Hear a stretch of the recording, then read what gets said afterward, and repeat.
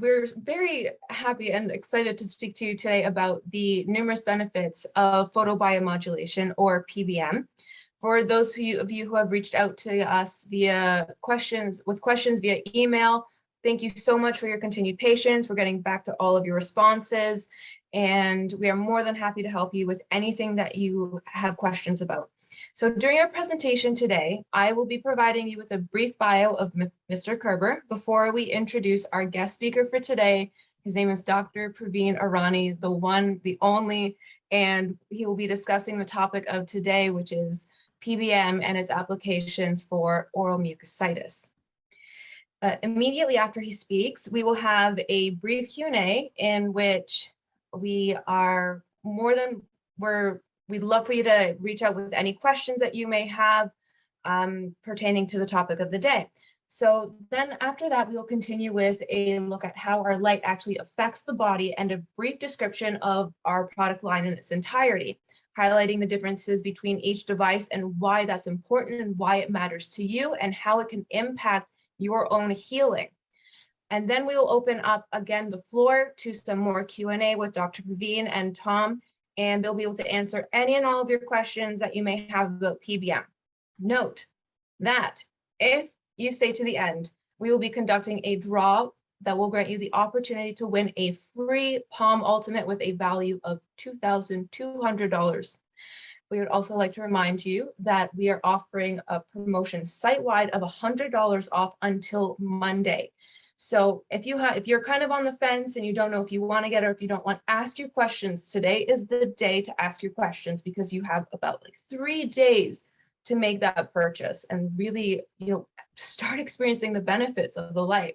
We'd love to empower you to heal yourself, potentially, of anything that you may be going through at this period of time.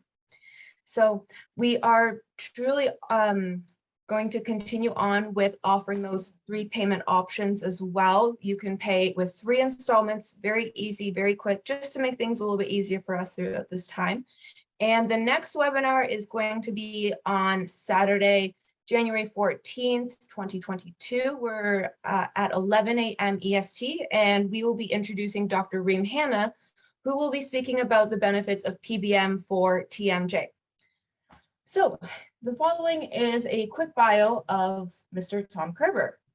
Tom Kerber is president of Kerber USA Incorporated, which is a new company located in Buffalo, New York, that is devoted to the usage of light in medical applications. Kerber USA has been FDA registered to be able to sell PBM devices in the USA. Tom is also president of Kerber Applied Research Incorporated, which is a research and development company in Ontario, Canada, which is a short drive from Kerber USA. He is also the founder and CTO of another company called Genesis Health Light. This company markets a powerful and patented PBM technology, and that was invented by Tom over 14 years ago. So he's been at this for quite some time. He knows his stuff. Tom believes that he has been given a gift to be able to create devices that can be used for the greater good of humanity.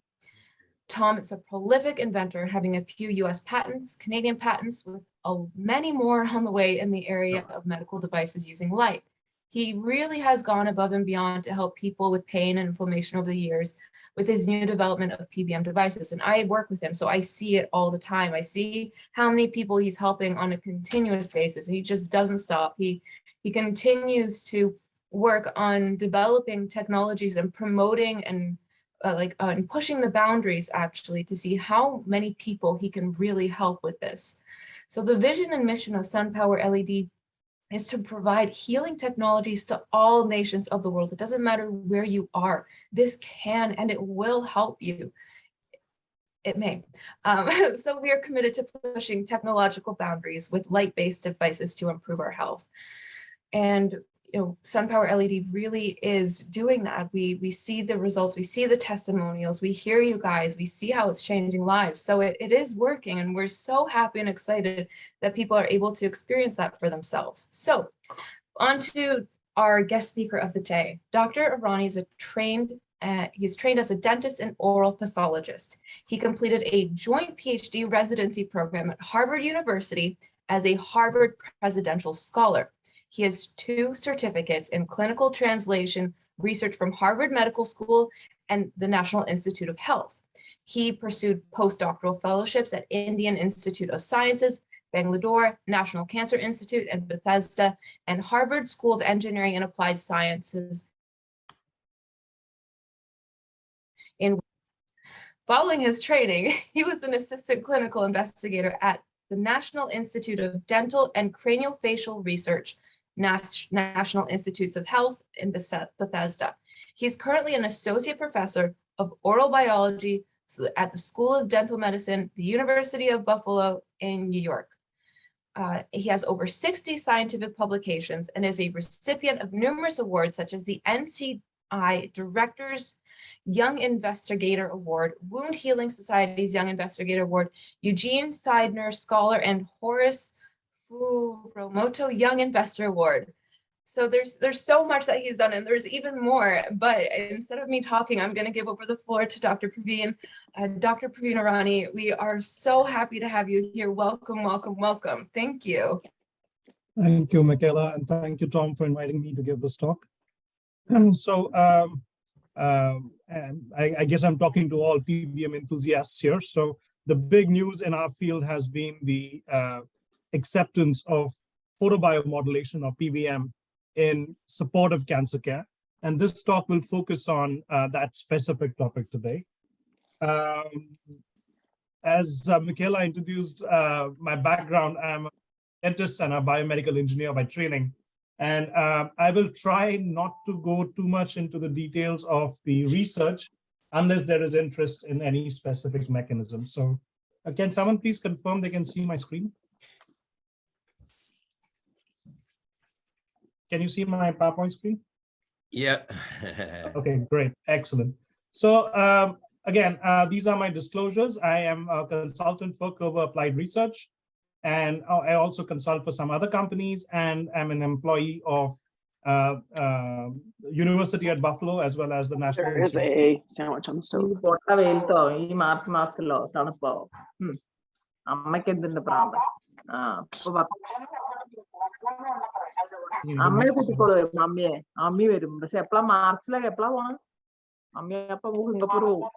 Can you mute the participants? Yes, we're going to do that.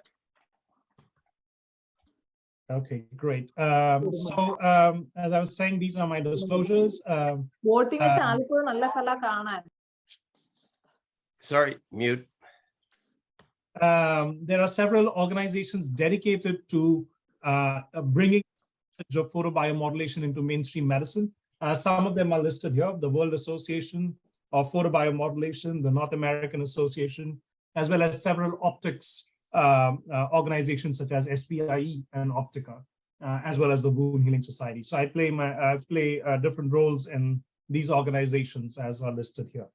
So when I give this talk on photobiomodulation and the use of light treatments, I usually am talking to dentists or clinical practitioners who are familiar with routine ways of taking care of their patients. Now, broadly, if you think about what we do with clinical dentistry, we're either trying to remove a decayed or a damaged tooth structure or gum. We are trying to disinfect, either we are trying to remove the microbial biofilms or calcified deposits, or we are trying to heal tissue. So patients present to us with different kinds of wounds, and we are trying to stimulate their underlying healing response. So, and this is true even in medicine, right? So you can think of several medical scenarios where we are either trying to fight infections, or we are trying to stimulate the underlying tissue healing or regenerative response. So can we do this with light is a question. And as you all know, light is a very unique kind of physical energy, which has both wave-like and particle-like properties. And it is one of the only known physical constants that extends across many, many different scales. Everything we talk about light years to define the distance between different galaxies and the stars. We also we understand that the subatomic particles are also held together by an electromagnetic force like light. We are very interested in the field of light therapeutics to understand how light interacts with biological molecules, cells, tissues, and the entire organism. So If you think about what PBM is doing, it's in the middle of the scale or the cosmological or the universal scale of what light can do and is doing right now in our environment, in our universe. So again, I talk predominantly to dental audiences. So these are some examples of dental lasers that are available. And you can see that there are several small units, large units. And most people who think about lasers are thinking about surgical lasers. And they have never heard of non-surgical light treatments. Sometimes this is their first introduction to that. So when you have a laser or a light unit in your clinical setup, what can you do with it? Can you do multiple clinical applications? And we point to draw an analogy, we point to a very common device that all of us carry around, right? Smartphones. And we know that the smartphone can communicate in different protocols. It can do voice, it can do Wi-Fi, it can do Bluetooth, it can do near field communication. So all of these are different communication protocols with a single device. And light is one such tool. So whether you're using a laser or an LED, light is one such tool that if you understand the biological context, you can apply it for different clinical applications. So when we think about light's interaction with biological tissue, people are mostly familiar with lasers and how they can ablate tissue. And we know the surgical basis of this involves very quick transfer of energy that dissipates that tissue and causes the tissue to vaporize. And this is the principle of hard tissue and soft tissue. In contrast to the surgical lasers, non-surgical light, Tom, I think you're still unmuted. Okay, sorry. No worries. In the non-surgical realm, there are two discrete kinds of low-dose light treatments. One is photodynamic therapy and photobiomodulation. So in many of my talks, when I am invited to give a talk on photobiomodulation, people usually, most of my questions are around, how is this different than all the surgical light and the PDT research that we do? And that's why I find it very helpful to very quickly give this context of how photobiomodulation or low-level light treatment is different from these other treatments. So very quickly, let me introduce surgical lasers. Many of you are clinical practitioners and you may have access to a surgical laser. The primary purpose of a surgical laser is to remove dead tissue or disinfect an area with heat. And this is just a classic example of a erupting teeth that we expose that flap in a bloodless manner, which healed very nicely. And this is a classic use of a dental surgical laser using very high powers to ablate or destroy or dissociate that tissue. So this is very standardly done. And again, this is a surgical high power application. The non-surgical low power application is the use of a dye or an exogenous chromophore. And this is the term photodynamic therapy. Photodynamic therapy comes in two flavors. You can either target a tumor or you can target microbial biofilms. And the goal there is basically disinfection. So you're trying to get rid of a polymicrobial colony or a biofilm that results in healing responses. How does this treatment work? Many of us have done this experiment where we have gone out in the sunlight, taken a magnifying lens and tried to burn tissue, right? You concentrate that sunlight energy. So photodynamic therapy works by the similar principle where the lens in this case is either a chromophore, which means either a dye or a nanoparticle. And when you shine light on that material will absorb the energy and create a very reactive chemical species called ROS, reactive oxygen species. Now, this chromophore or dye can be used to target a very specific organic material. It could be a tumor cell, it could be an endothelial cell as shown in this image here, it could be the tumor cell, or it could be different kinds of bugs, either bacteria or fungi or other organisms. So you can paint your target, and then when you shine light, you are selectively going to destroy it. And again, in dentistry, there have been several modifications. Here's an example of how light is being used in the gingival, in the periodontal pockets, which are very small areas, and people have effectively destroyed it. So I like talking about PDT and surgery because it helps us understand that there is nothing currently in the clinic such as photobiomodulation. And people often get confused between photobiomodulation and photodynamic therapy, which are both non-thermal therapeutic avenues of using low-dose light. And The difference comes in how these treatments are performed and what are their ultimate goals. So when you're thinking about photobiomodulation, you're working with endogenous targets, chromophores that will absorb the energy. While with PDT, you are largely working with an exogenous dye or a nanoparticle. The amount of ROS that is being generated is much, much higher in PDT compared to PBM. And the most important difference between PDT and PBM is that PDT is premised on the basis of destruction. You're trying to destroy your target, whether it's a bug or a tumor cell, you're trying to destroy it. Photobiomodulation never ends up in destruction. It can modulate a response. It can either stimulate or inhibit a response, but it does not cause destruction. And this is a major, major difference. And I don't know how this works in this forum, but I'm happy to take your questions either in between or you can either put it in the chat. Yeah, we're open. Thank you, Praveen. We're open to questions right now.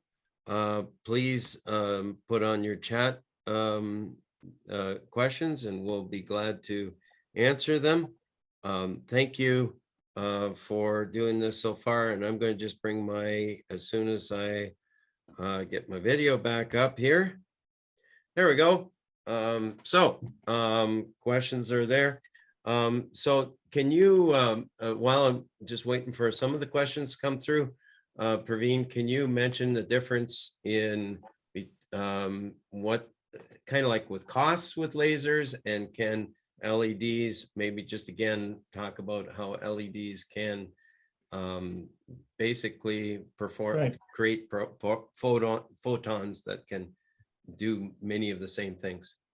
Probably that question is best addressed after I do the PBM section, because I've still not talked about the major PBM part. And I think that's where we discuss how do we do PBM. And that would be a great point to bring up. Why LEDs and why not lasers, and why lasers and why not LEDs? I think that's an excellent question in the field. And that'll come up in the last part about how photobiomodulation. So if possible, with your permission, Tom, I'd like to reserve that question till the end of this section. All right. Okay, fair enough. So we're going to continue on with questions, and just give me a moment here. A question comes in about oral mucositis. Can you tell me how light can make a difference on oral mucositis? Right. So let's jump into the photobiomodulation section, because I think it'll address both the questions that were just asked. So photobiomodulation is the use of low dose light to either inhibit certain negative processes such as pain or inflammation, or stimulate certain processes such as tissue healing or regeneration. So this technique is a non-thermal use of low dose light. And this treatment, unfortunately, doesn't get its due. So every time we talk about light, we are always usually made fun of. We're like, people are not plants. How can you use light to do any kind of treatment, right? And that's the usual refrain that we get from our audience. Now, you will not be surprised to hear that light is a form of energy that the human body not only uses regularly, but is very required for its normal function. So when we think about light in human health, most of us think about sunlight and the very specific biochemical process involved in the conversion of vitamin D, which maintains our teeth, our bone, and our psychological health. So all of us know the benefits of sunlight. Your very ability to see these slides, right, vision, is enabled by a very specific protein in your eye, rhodopsin, that is capable of receiving visible light and converting it into a signal that is perceived as vision. We also know that light is extremely important for your circadian rhythm and your psychological state, right? We know that dark places are not great for your mood, and there are very specific mood lighting now available to enhance your psychological health. So all of these are great examples of how now you're using the physical energy of light to maintain a state of health. So can we use this therapeutically? You will be amazed to hear that there are over 360 different terms for the use of this treatment called low-level light treatment of photobiomodulation. So in 2014, a group of experts got together in Arlington, Virginia at the combined World meeting, and you can see several of the luminaries in the field of photobiomodulation here.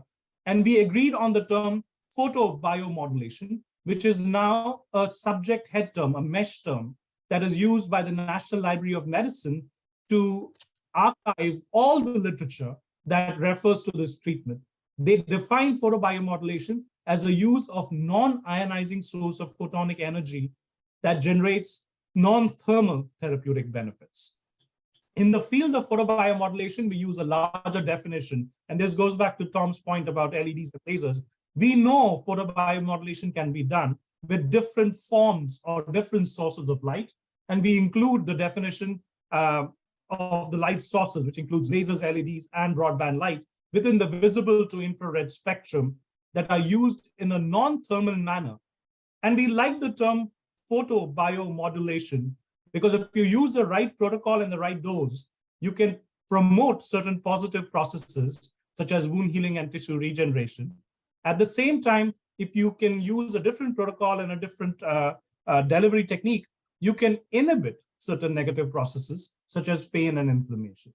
And we prefer to use the term photobiomodulation therapy, PBM therapy, and not PBMT, that is often also used. This is a rather busy slide, and I don't expect you to read any of those details. And I should have mentioned this up front, but I'll give you my email in at the end, and I'm happy to send you my entire slide deck if you're interested in looking at the references and the details of the slides. So this is our current understanding of how photobiomodulation works. Everybody is probably familiar with the term cytochrome C oxidase and mitochondria, right? There is a very specific enzyme inside the mitochondria called cytochrome C oxidase, which is capable of absorbing visible and infrared light and increasing transiently ATP and ROS inside the cell. Now, this particular process has been well studied. This was first described by Dr. Tina Carew and Dr. Harry Whelan, who described this process and have published papers on that. There is another mechanism which involves membrane receptors and transporters, and the one that we always draw attention to is TRPV1, which is a pain receptor on neurons. So absorption of light by this specific receptor is capable of disrupting neuronal pain conduction. And this is one of the mechanisms of how light is capable of analgesia or pain relief. The third mechanism involves activation of an extracellular growth factor called TGF-beta1. And this is work from my lab that has shown that this factor, when activated, is capable of driving the tissue healing and regenerative responses that PBM has been shown to do with endogenous stem cells. So we can promote the regular tissue healing and regeneration using this technique. Now, we know that when you're doing light treatments, you're probably activating multiple pathways. And therefore, in diseases, you can get both pain relief as well as improved healing and reduce inflammation because of activation of multiple pathways during photobiomodulation.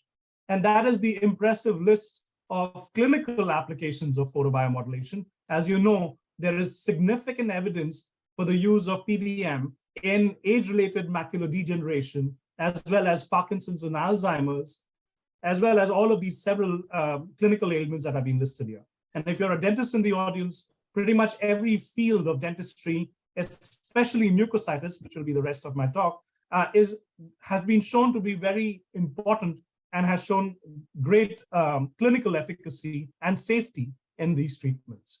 So the big news, as I mentioned in the beginning of my talk, is the upgrade or recommendation of photobiomodulation for oral mucositis. And many of you are familiar either or with this condition where you actually have inflammation, pain, and breakdown of the oral mucosal lining. And that's what this is just a scale, the WHO scale, showing that photobiomodulation can present as redness, inflammation, or frank ulcers, as you can see in this. So these are the publications over the last few years that have recommended the use of photobiomodulation in prevention and treatment of oral mucositis associated with cancer care, right? Different forms of cancer care, such as chemotherapy, radiation therapy, as well as stem cell transplants, and most recently, some immunotherapy, cancer immunotherapy protocols have also been shown to be mitigated. The mucositis has been shown to be mitigated by the use of photobiomodulation. So these are the current references and the recommendations from the Multinational Association of Supportive Care in Cancer and the International Society for Oral Oncology, as well as the World Association of Photobiomodulation. So these are evidences from 35 well-done, placebo-controlled, multi-center human clinical trials that have outlined this evidence. However, as biomedical scientists, we like to explore things in the lab. So I'll show you two pieces of basic research data. Hopefully that is not too distracting, but no, here's an this example. is excellent. Praveen, keep going. You're talking to people that want to learn about this whole Great. thing. So keep Excellent, going. excellent. So here are two examples of research studies we do in the lab. So we collect epithelial cells, which are the lining cells of your oral cavity. And when you put them on a plastic culture dish, they will grow into a confluent culture. They'll just grow and completely fill this culture. So to simulate a mucositis or a wound, we use a plastic tip and make a scratch. And this is the example of a wound that has been created in the culture dish. When you do photobiomodulation, when you just wait for normal healing of the cells, you can see that this wound will close over time. But when you do photobiomodulation, you can significantly accelerate this healing response. Now, this healing response is partly attributed to the cells that are migrating into this wound. But the other thing that happens in the wound edges is that you have these epithelial stem cells, also called epithelial colony-forming units, which are significantly increased after photobiomodulation treatment. So these two papers outline the evidence for improved oral and skin wound healing following photobiomodulation. In the lab, we also use several different types of wound injuries. And this is a paper that came out recently that showed that burn wounds, as shown in this image here, which normally heals with scarring and inflammation, can significantly be reduced and you get a better healing response when you perform photobiomodulation. So this is hopefully, you can see that there is human clinical evidence, but there is also mechanistic evidence at the cell, at the tissue, and controlled animal studies. So we have very good evidence that this treatment will work and will be efficacious in your patients. When we talk about oral mucositis, we are usually talking about cancer care. And one of the major concerns in patients is that if you have a cancer tumor in the field, would you be potentially stimulating that, right?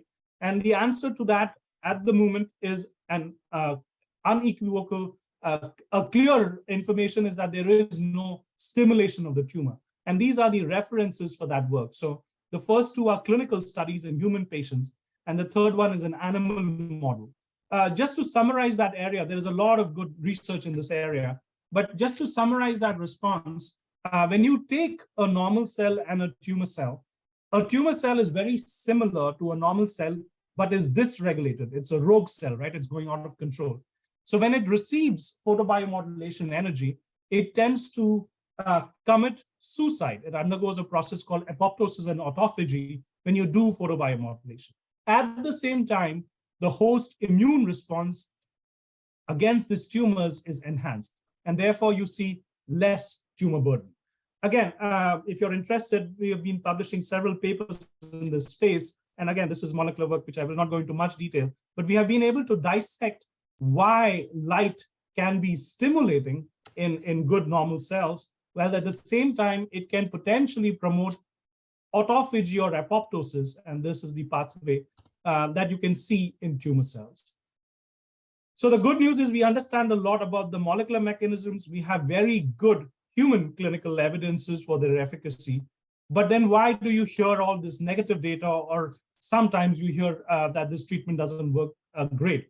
The reason for that is this treatment is extremely easy to do, right? It's a very simple, buy the device, change certain settings, and then treat your patients. And if you, we put an editorial here, which basically talks about how easy it is to do. The complexity of the responses, unfortunately, and there are several protocols. So if you're interested in mucositis specifically, there are several protocols that have been published. The complexity of the light treatment comes in the manner and the device that you're using to do the treatment. There are several devices that are out there with different wavelengths and different treatments. But if you do purchase a separate or a specific device, you need to understand that what you're doing with that energy, and don't worry about the written stuff, you need to understand how to use that in an effective manner. And that is where webinars like these, but also several device-specific training are very important for you to effectively transfer what information we have into an effective clinical protocol. So again, those who are interested, there are several new concepts on how to use this effectively. And I'll specifically point out to this concept on your left, which talks about photonic fluence or photonic energy transfer, which allows us to convert many of the literature that is published with red and infrared, 660 and 810, into other wavelengths, blue, 1070, 1064, and other wavelengths. So if you follow this protocol, this dose calculation, you can effectively use it. So I'd like to end my talk by thanking you for a patient hearing. And there is a lot of excitement about photobiomodulation in the field of dentistry, but also in many, many other areas. And we need to basically emphasize that most advances in medicine is a long process. And we need to appreciate that light is a tool, right? Light can be only used effectively if you understand its interaction with biological tissue and the therapeutic outcome that you want to use it for. So this is my email here, prarany@buffalo.edu.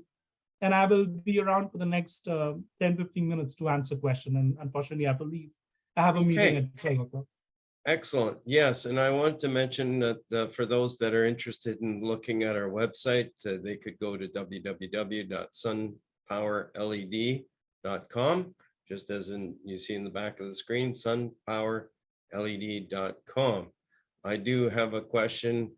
If this can, the question came in, if this can help with treatment of the gums, can it actually have a benefit to the teeth as well? And periodontal disease is questioned about. Yeah, so I didn't know what the audience makeup was, so I left out all the dental stuff. Most of our research is actually focused on dentine. And we have actually shown in our research in the lab that you can stimulate the dental stem cells inside the pulp to reform dentine, potentially preventing the need for a root canal. So there are actually studies in that space, as well as for bone healing around regeneration and periodontal defects. There's actually, I know we have been really focused on the oral mucositis, but it'd be wonderful if you just took a moment to talk about wound healing, let's say diabetic ulcers, venous ulcers, and how light or PBM can be helpful in that area. Right. So PBM has been shown to be extremely effective. Actually, that's how PBM was discovered. It was first discovered in skin wounds by Dr. Andrea Mester, in the late 60s. He actually found that when he was using a newly invented laser in the 60s, he found that when he was using low doses, he could stimulate the wounds from healing better and faster. So there has been several human clinical studies. There are lots of good research models for diabetes, for pressure wounds, as well as ischemia reperfusion injuries, IR injuries, which have shown that if you use photobiomodulation, you can stimulate the underlying wound response. Our lab has done some research on the antimicrobial effects and has shown that a very specific antimicrobial peptide called human beta defensin 2 can be induced by light treatment. And this is not killing the bug, but it's actually stimulating the host immune response, right? So it's a completely different effect. So basically the host cells can go do a better job of going after the bacteria. Would that be a layman's? Yeah, that would be the perfect explanation. So people often have this misconception that if you pop a pill, an antimicrobial, you will actually kill every bug in the body. And that doesn't happen, right? Some of it happens if you take a strong antibiotic and then you have gastrointestinal problems. But usually it is not an active substance of the drug that is finding every bug and killing it. It's usually helping the cells in your body fight that infection. And that is what light seems to be doing. So it's not killing the bug. That amount of light, very low amounts of light, is incapable of killing the bug. But what it's doing is stimulating the host immune cells to attack that bug and the infection and reduce that effectively. I'm not familiar with this term. A question came Tori. out about will PBM increase tori growth? So tori or torus is a bony growth in the mouth, usually around the dentures. And it usually is not a problem till you start wearing dentures. And then, except for the palatal torus, it starts inhibiting your comfort and how you can wear it effectively. So PBM does not, there has been no documented case of PBM increasing torus, although there are several examples of PBM improving bone regrowth in case of regeneration. But there have been no reports of PBM increasing tori growth. Okay, thank you. In one of your slides that you mentioned, you show the person wearing a helmet. Maybe you could explain for a few minutes on the benefit of light to the brain. That was my daughter, and I had to bribe her with ice cream to do that because I needed a picture from our paper. This was actually, so I have a whole talk on, not that one, not a nice looking one that you have in your hand. There is a nice story behind that picture, actually. So there have been several reports on the efficacy of photobiomodulation for Parkinson's disease, right? These are patients with tremors that unfortunately are limited to what treatment they can avail. And it has been shown very effectively in animal models that when you inject a toxin and create Parkinson's in the animals, you can reverse all the effects by using light. So a couple of people in an Parkinson's clinic saw those reports in the literature, and they said, what's the big deal, right? We can just buy LEDs and do this treatment because it's just light. And believe it or not, they actually put lights in a bucket and they put it on their head for the treatment. And this editorial was actually written in response to that, saying that it is easy to do. Anybody can use light, different kinds of light devices and do the treatment. The trick is how good is that device and how good is the protocol, right? And we don't want to offer 50% or 70% treatments to our patients. We want to use at least 90 to 95%, right? And that is defined by how good the device is and how good the protocol is.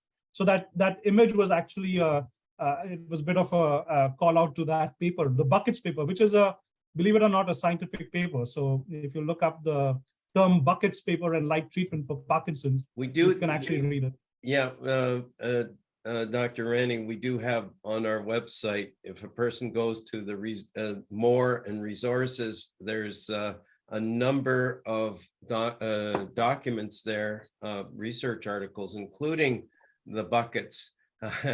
And it's really interesting how if you get the right wavelength of light, you can improve a person's abilities in strokes and concussions. This is all new areas of research.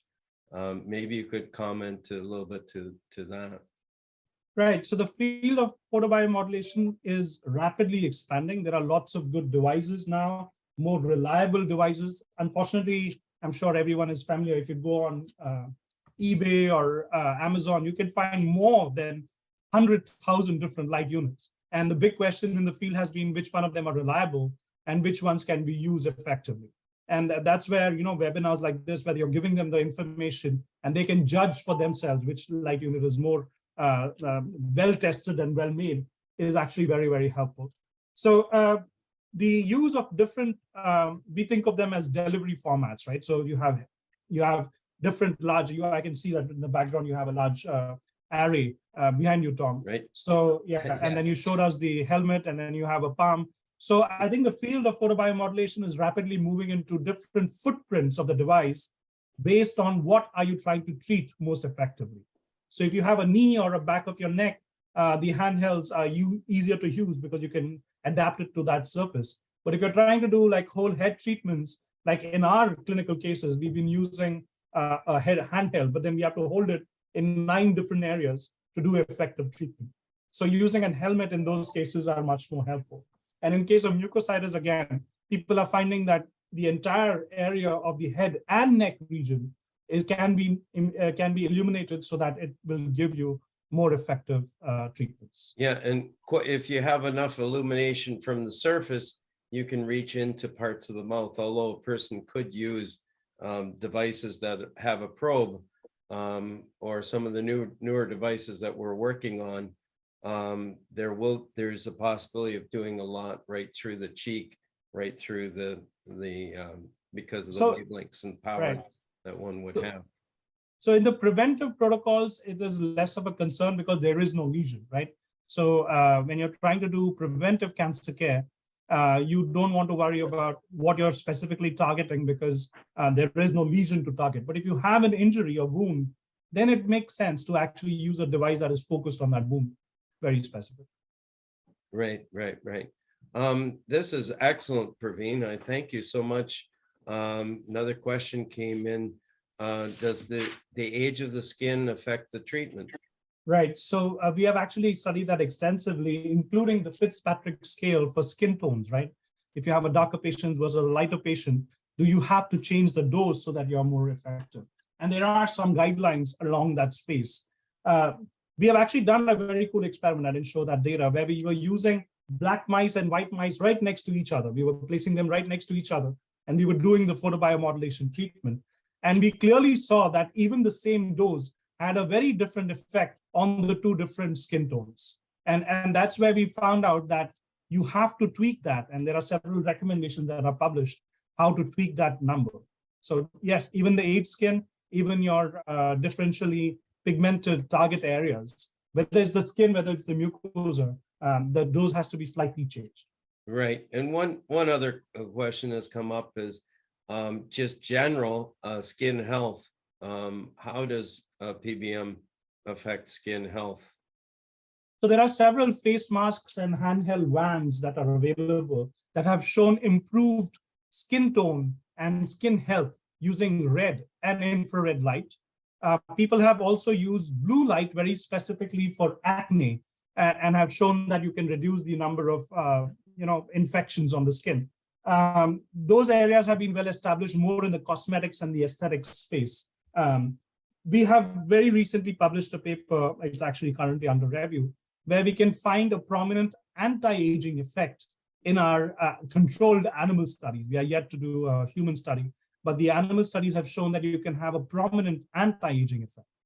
So there is a lot of exciting research there now in that space. Okay, well, Praveen, I want to thank you very much for coming on board with us this morning. And I know this video will go out there and play to the masses. I so much appreciate all the years of research. How many years now is it that you've been involved in research with PBM? I am going to unfortunately date myself. So that's almost 25 years now. Yeah, so if you forward your questions to Dr. Praveen's direct email, or if you send them to SunPowerLED, our website, we'll be glad to try and answer your further questions from that. But again, thank you, Praveen, for coming on. I know you have another meeting. You're a very busy man. And so, yeah, so thank you very much. Okay, bye. Okay. Now we're going to get into a little bit about our products. So one of the products in the background, as you can see in the is the mini canopy, and the mini canopy is this device here. This allows you to have one of the wavelengths 660 nanometer and another wavelength 810. This is an excellent device for being able to treat a very large area. As you can see from this, there's actually 15 palm units in area over this entire area. So that is very, very helpful. We have in the background there, I did show that I'm just going to send this around here and show this. This is our device that we have for a helmet that we've been working on to for treatment on for mental stuff that is going into research. And I'm just going to turn it on here in one moment as soon as I remember exactly where it is. Thank you.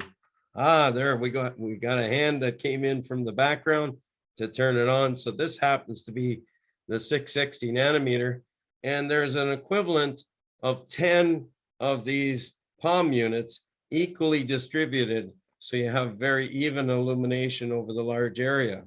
There's also another wavelength, which is the 810 nanometer, which is really not very visible this way. You can see it in there. You can see the LED units in the background. You can see the LEDs. So this is 810 nanometer. And although it doesn't look very impressive, it actually penetrates much deeper. And there's a lot of research that shows that that is very beneficial to reaching deep into the skull. The 660 nanometer is more of a surface type of treatment, which still penetrates, but it has a systemic effect.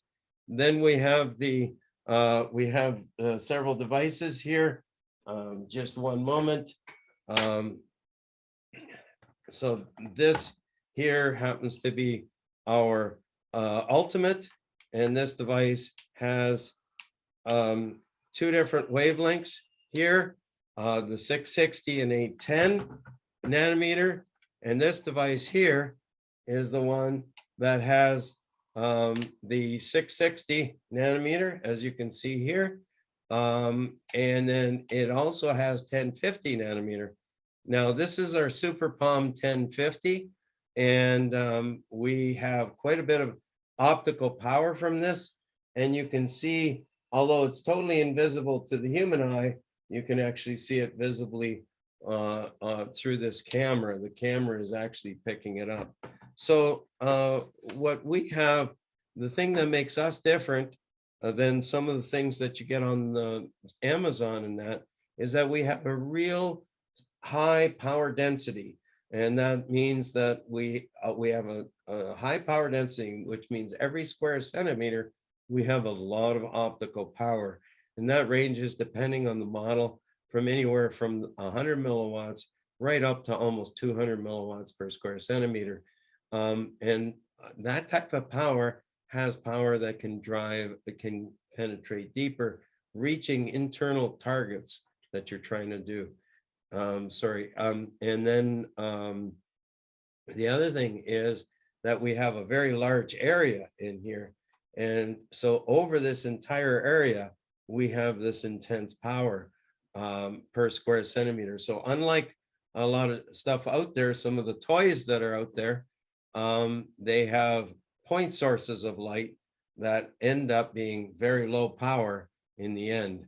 Now, that means that you don't end up getting as deep as you want to go. And it's a very spotty treatment where you actually can have, depending if you're utilizing lasers, you could end up having if you use lasers, you could actually end up with hotspots. The other thing that we're doing is we have a very wide beam angle. We don't concentrate the light down to a single point. We're having a very wide beam angle. What happens is that the beam here is the light from the LED here is there. So you end up with a very even illumination of light over the entire area. So I can easily demonstrate that by, you can see on this, the light just shining right through the paper, that it's extremely even illumination with that power level that we have. So that's what makes us different. We also, this device, normally, if you were to try and run this off of batteries, because of the amount of power, you need a real big battery to power this. We use a safe, very safe, low voltage, 24 volt power system that just runs off the wall. So that means you never have batteries that die out. You can run this 24/7. It's really a good machine that way.